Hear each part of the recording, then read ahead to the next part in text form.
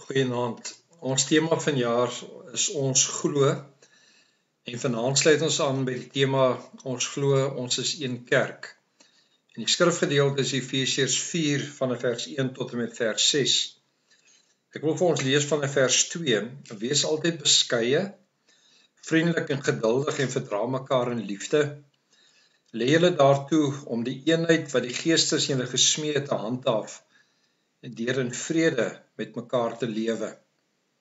Daar is net een liggaam en net een gees, soos daar net een hoop waartoe God julle geroep het.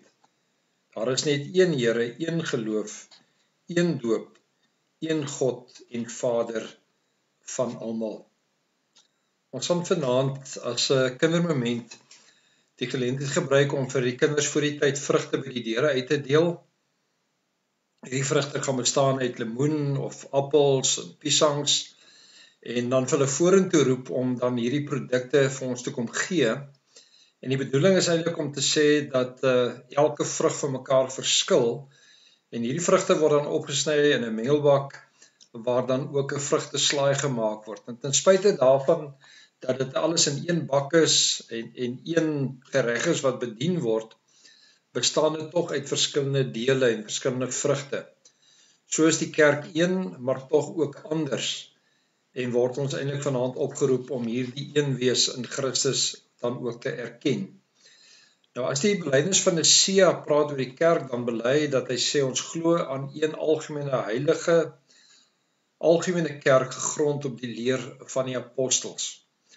Wat eintlik so besonder is van hierdie belydenis is dat Constantyn, toe hy al die geestelikes bymekaar gebring het om te sê, gaan dink na oor die woord en kom met een stem na ons toe oor wat is dit wat die woord bely, dat die kerk hom juis hier kon uitspreek deur te sê, dat ten spyte van verskillende gelowe wat verteenwoordig was, maak ons die belydenis dat die kerk eintlik een is in Christus.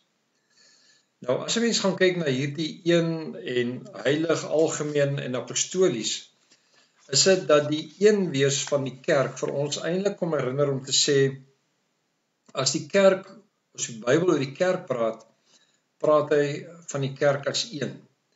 En dat daardie eenheid gegrond is in Jesus Christus. Deur ons geloof in Christus word ons deel van die kerk, word ons ingesluit binne die kerk, en is dit dat ons juist dan hierdie verskeidenheid ook kan eer, maar dat die grond van die fundament van hierdie eenheid is juist die verhouding tussen God en Seun, dat hy dan ook kom sê, Here, ek bid dat hulle een mag wees soos wat ek een is in mekaar. En daarom is dit die grondslag of die motief dan ook van die een wees van die kerk. In spyte van verskille is dit dat ons kernwaarhede het wat ons mekaar kom verbind, wat maak dat ons eintlik nie anders kan as om hierdie een wees in Christus te erken en te bely nie. Die grootste fout wat ons natuurlik kan maak is dat ons dink om een te wees is om eenders te wees. Die een wees maak nog steeds ook ruimte vir diversiteit. As ons sê die kerk is heilig, dan weet ons dat die Here ook sy lewe gegee het vir ons as gelowiges, maar ook vir sy kerk. Daarom dat hy sy kerk afgesonder het, dat ons sy kerk, sy verteenwoordigers hier op aarde is. En die woord heilig beteken dan om afgesonder vir God se gebruik te wees.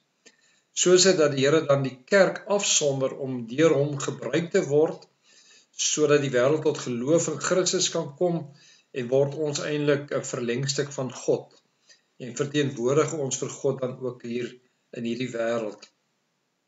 As ons sê die kerk is algemeen of katoliek, verwys dit natuurlik nie na die Rooms-Katolieke kerkie, die het eers 300 jaar na hierdie belydenis ontstaan. Dit gaan eintlik oor om te sê, dit is 'n universele kerk. Dit is 'n kerk wat oor die hele wêreld verteenwoordig is. Daarom is dit dat die kerk groter is as die verskille tussen ons en mag ons nooit toelaat dat die verskille ons weghou van mekaar of vervreem van mekaar nie. Daarom dat die teks ons oproep om te sê, wees vriendelik en geduldig, beskeie met mekaar en verdra mekaar in liefde. Gryp mekaar vas en laat die liefde in julle verhouding met God eintlik vir julle die deurslag gee. Die laaste is natuurlik ook om te sê die kerk is apostolies. Dit beteken die kerk is gebou op die boodskap van die apostels na Jesus se hemelvaart, waar die kerk dan uitgaan vir mense vertel van hulle verlossing in Christus, is dit dat ons eintlik ook kan sê dat die kerk ook gebou is op die woord van die Here. Alhoewel ons telkens nuut en anders te bedien, is dit dat ons nooit sonder die woord mag wees nie, en vorm die woord altyd die riglyn ook vir ons besluite en optrede. Kom ons bid saam.